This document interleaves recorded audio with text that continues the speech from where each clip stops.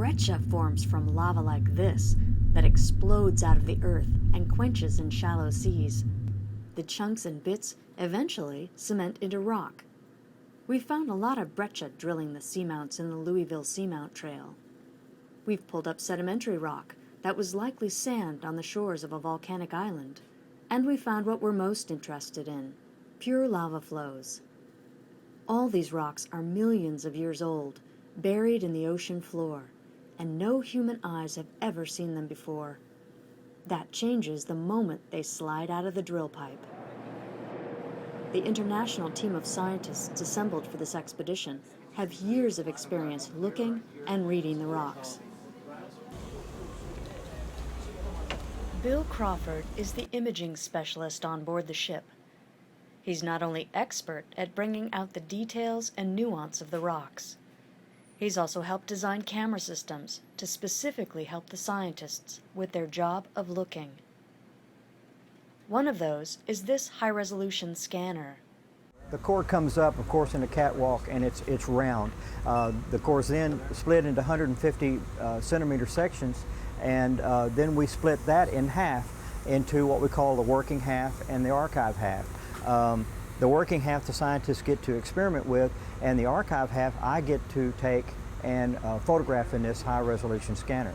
In fact, the resolution is so good at times we don't have to actually physically have the core in hand to do what they need to do as far as description.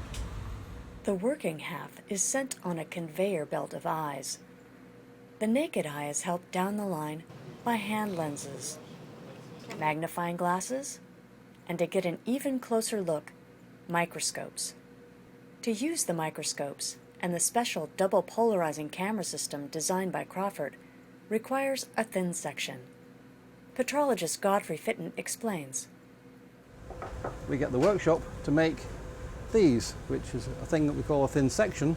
It's a little slice of rock that's been cut and then ground down to a thickness of less than the thickness of a piece of paper. So it's really, really thin. And we can then look at that down a microscope. But we have another gadget here, which was designed by the ship's photographer, in which we can see the whole thin section in one go. So we place it on this screen here, and there we have an image of the whole thin section, and we can see some big crystals and some rather finer grain material, and this is what most volcanic rocks look like in these thin sections. But best of all, we can view this thin section in polarized light, and there we see what we call polarization colors, which let us identify the individual minerals by the colors that show up in polarized light. Innovative imaging techniques on the ship are making the scientists' task of looking even more powerful, and the visual record created a library for researchers around the world.